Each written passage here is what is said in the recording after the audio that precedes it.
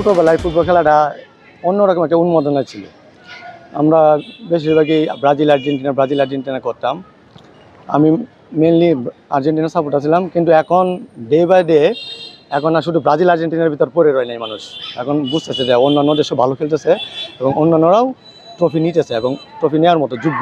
উন্মাদনা আপনার সবার ভিতরেই ছিল। আমার গার্জিয়ান, আমার বড় ভাই, ছোটো ভাই, আমার মা পর্যন্ত আমার টিম আর্জেন্টিনার জন্য পতাকা বানায় দিছে। বিশ্বকাপ খেলার প্রায় 1 মাস 1.5 মাস আগে থেকেই খেলার পিকচার নিয়ে কার সাথে কোন গ্রুপে কোন টিম খেলবে, তারপরে কার খেলা কয়টায়, কিংবা অনেক সময় যে এখন যে খেলা হইতেছে রাত 1টায় 2টা আবার সকালে, একটা প্রিপারেশনটা অবশ্যই নিতে হইতো মেন্টালি।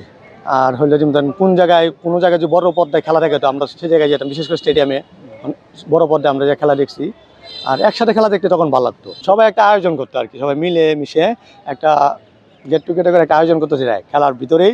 একটা যেমন ধরেন খাওয়া দাওয়া, মুড়ি, চানাচুর, অন্য কিছু আদার্স।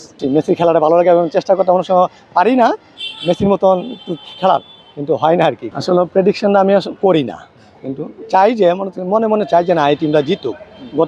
গত ওয়ার্ল্ড কাপে যেটা চাইছি যে আর্জেন্টিনা জিতুক, কিন্তু এই বছর আপনার ওই 4-5টা টিম আছে, স্পেন আছে, ফ্রান্স আছে, আর্জেন্টিনা আছে, ইংল্যান্ড আছে। মনে হয় ওদের ভিতরে কেউ নিবে।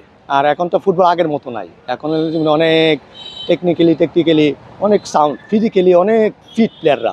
ওরা অনেক আগে থেকে কি করে প্ল্যান করে নিয়ে আসে। আমরা যেমন ধরেন আমাদের দেশ 1 বছর 2 বছর 3 বছর রেজাল্ট চায়, কিন্তু ওনারা এটা চায় না। অন্যান্য দেশ বা উন্নত কান্ট্রিগুলো এটা চায় না। ওরা 20 বছর 25 বছর প্ল্যান নিয়ে আসে। আর এই জায়গায় ইটালি আছে। ইটালি যেমন ভালো টিম, 4বার চ্যাম্পিয়ন, তো কোয়ালিফাই করতে পারে নাই। ওই বসনিয়া কোয়ালিফাই করে গেছে ওই গ্রুপ থেকে।